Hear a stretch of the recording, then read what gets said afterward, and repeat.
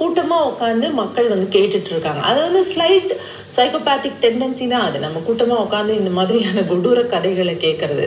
So நான் ஏற்கனவே சொன்ன மாதிரி ஒரு இண்டிவிஜுவலாகவும் சரி, ஒரு குரூப்பாக, ஒரு இனக்குழுவாகவும் சரி, எல்லா மனிதர்கள்கிட்டையும் எல்லா குரூப்கிட்டையும் ஒரு ஸ்லைட் சைக்கோபேத்திக் டெண்டன்சிங்கிறது இருக்குது. ஆனால் அவங்களெல்லாம் நம்ம சைக்கோபேத்ஸ் அப்படின்னு நேம் பண்ணிட முடியாது அப்படிங்கிறாங்க சைக்காலஜிஸ்ட். அவங்க வந்து ஒரு 20 பாயிண்ட் கொண்ட ஒரு செக்லிஸ்ட்டை கொடுத்துருக்காங்க. அந்த 20 பாயிண்டில் ஒவ்வொன்றுத்துக்கும் 2 மார்க்கு கொடுத்துட்டே வந்து, ஸோ அவுட் ஆஃப் 40 30 to 35 வாங்குறவங்க வந்து ஒரு சிவியர் சைக்கோபேத் அப்படின்னு சொல்லலாம். அதுக்கு மேலே இருக்கிறவங்க டெஃபினெட்லி சைக்கோபேத்ஸ். அவங்க வந்து கண்டிப்பாக இதர் அவங்களால பெரிய அழிவுகள் ஆல்ரெடி நடந்திருக்கும், அல்லது அவங்க ஜெயிலுக்கு பின்னாடி இருப்பாங்க, இல்லைன்னா இப்போ பெரிய அழிவுகளை பண்ணிட்டு இருப்பாங்க. அதில் ஒன்றும் நமக்கு சந்தேகமே வேணாம். ஸோ அந்த செக்லிஸ்ட் என்ன அப்படின்றத இப்போ பார்க்கலாம். ஸோ நம்பர் 1 என்னன்னா, சைக்கோபேத்ஸ்க்கு ஒரு கிளிப், ஒரு ஸ்பெஷல் சார்ம் இருக்கும்.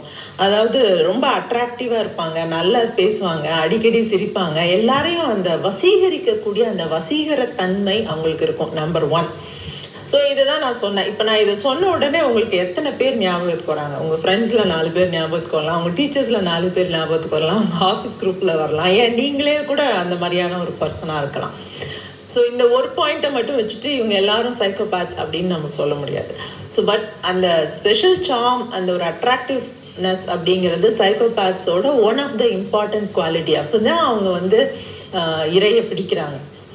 ஸோ அந்த ஒரு பாயிண்ட்டை வச்சு சொல்ல முடியாது. ஆனால் இந்த ஒரு பாயிண்ட் ஒருத்தருக்கு வந்து நல்ல அட்ராக்டிவாக, எந்த குரூப்பில் இருந்தாலும் எல்லாரையும் வசீகரிக்கக்கூடிய தன்மையோட, ஒரு பார்ட்டி ஹால்குள்ளே போகிறாங்க, ஒரு புது இடத்துக்கு போகிறாங்க, எல்லாரையும் டக்குன்னு அவங்களால வசீகரிக்க முடியுதுன்னா அதுக்கு 2 பாயிண்ட். இல்லை அப்படி இல்லை, சில சமயம் அவங்களுக்கு பிடிச்ச பார்ட்டிஸில் அவங்களால வசீகரிக்க முடியும், ஆனால் கன்சிஸ்டண்ட்டாக எல்லா இடத்துலையும் அவங்களால பண்ண முடியாதுன்னா அதுக்கு 1 பாயிண்ட். அந்த மாதிரி கொடுத்துக்கணும் அப்படிங்கிறாங்க சைக்காலஜிஸ்ட். 2வது சைக்கோபேத்திக் கேரக்டர் வந்து கிராண்டியாசிட்டி. அதாவது ஒரு ஹையர் செல்ஃப் இமேஜ்னு சொல்லலாம். இங்கே எல்லாத்த விட நான் தான் பெருசு, நான் எல்லாம், ஐ டிசர்வ் எவ்ரிதிங், நான் தான் ஒரு பெரிய ஒரு ஆள் அப்படின்னு நினச்சிக்கிறது. எனக்கு கீழே தான் எல்லாமே, எந்த சட்டமும் என்னை கட்டுப்படுத்த முடியாது, எல்லா சட்டமும் எனக்கு கீழே தான் அப்படின்னு நினைக்கக்கூடிய அந்த கிளாசிக் நார்சிசிஸ்டிக் மைண்ட் செட். 3வது lack of remorse or guilt. நம்ம எல்லாருமே தப்பு செய்வோம், நம்ம எல்லாருமே ஏதாவது ஒரு சந்தர்ப்பத்தில் போய் சொல்லிவிடுவோம், யாரையாவது புண்படுத்திடுவோம். ஆனால் புண்படுத்திட்டேன் அப்படின்னு நமக்கு தெரியும் பொழுது நமக்கு ஒரு கில்ட் வரும் இல்லையா, சரி நம்ம தப்பு பண்ணிட்டோம், இனிமேல் அதை பண்ணக்கூடாது அப்படின்னு நினைப்போம் இல்லையா. அந்த கில்ட்டே இல்லாதவங்க சைக்கோபேத்ஸ்.